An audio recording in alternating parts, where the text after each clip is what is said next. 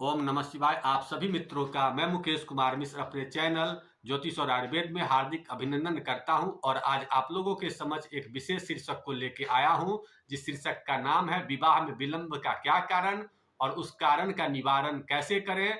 साथ ही साथ पुरुष और महिलाओं की जिंदगी में किन ग्रहों के कारण वैवाहिक सुखों में बाधा आती है और लव मैरिज किन लोगों के लिए फायदा कारक होता है और अरेंज मैरिज किन लोगों के लिए फायदा कारक होता है, इसकी चर्चा आज हम लोग इस चैनल पे करने वाले हैं। तो सर्वप्रथम यह चर्चा करते हैं कि जिन पुरुष की कुंडली में शुक्र ग्रह कमजोर होते हैं, ऐसे लोगों के विवाह सुख में बार बार बाधाएं आती है। या तो विवाह विलंब से होता है, या विलंब से अगर नहीं हुआ, विवाह किसी कारण से हो भी जाता है, तो विवाह के बाद ऐसे लोगों का पत्नी से संबंध मधुर नहीं होता है। साथ ही साथ विवाह के सुख में कमी होती है।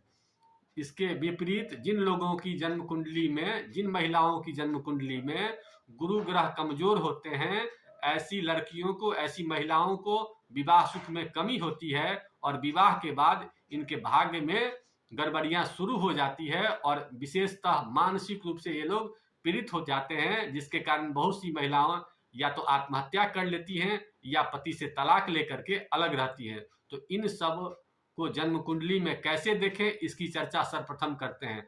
जिन जातकों की जन्म कुंडली में सप्तम भाव पापरित होगा, राहु केतु शनि मंगल या सूर्य से प्रभावित होगा, तो ऐसे जातकों को वैवाहिक सुखों में कमी होगी। अगर पुरुष की कुंडली में शुक्र कमजोर होगा और महिला की कुंडली में गुरु कमजोर होगा तब। अब ऐसा है कि जिन जातकों की जन्म कुंडली में ऐसे ग्रह पीड़ित हों, तो उस ग्रह का उपचार कैसे करें, इसकी भी चर्चा हम लोग आगे करेंगे।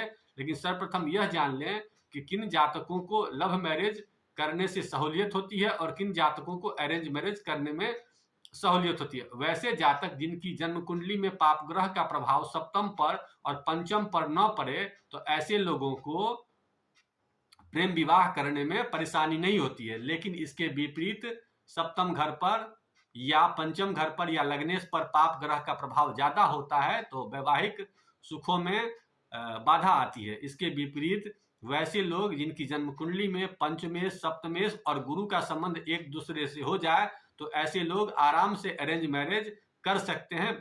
लव मैरिज से ज्यादा उन लोगों के लिए अरेंज मैरिज फायदा कारक होता है। अब बात ये करते हैं कि ये कुंडली से जान तो लिए कि ये सब समस्या हैं और इस समस्या के निराकरण कैसे हो, इसकी चर्चा करते हैं। तो इससे पहले मैं आप लोगों को यह जानकारी देना चाहता हूं कि मैं जो पोस्ट आप लोगों के लिए बना रहा हूं, आप लोगों को यह कैसा लगता है, इसकी जानकारी कमेंट बॉक्स में जरूर दें। और आप लोगों से एक निवेदन और भी है कि अगर आप लोगों ने अब तक हमारे चैनल को सब्सक्राइब नहीं किया है, तो चैनल को सब्सक्राइब भी कर लें। और आप लोगों के मन में कोई जिज्ञासा हो, कोई विशेष पोस्ट की अभिलाषा हो, तो उसे कमेंट बॉक्स में डालें। मैं प्रयास करूंगा कि उसी टॉपिक पे अगला वीडियो बनाऊं। अब मैं उपाय की चर्चा करता हूं। वैसे जातक जिनकी जन्म कुंडली में शनि के कारण पाप प्रभाव हो, तो ऐसे जातकों को विशेषतः काला नीला कलर का प्रयोग कम से कम करना चाहिए और नमकीन सामान का दान करना चाहिए, अगर जन्म कुंडली में शनि उच्च का न हो तब। वैसे जातक जिनकी जन्म कुंडली में मंगल के कारण पाप प्रभाव हो, मांगलिक हो, तो ऐसे लोगों को लाल कलर का प्रयोग कम से कम करना चाहिए, मांसाहार का प्रयोग बिल्कुल कम करना चाहिए और मीठा वस्तु का दान ज्यादा से ज्यादा करना चाहिए, अगर मंगल ग्रह उच्च का जन्म कुंडली में नहीं हो तब।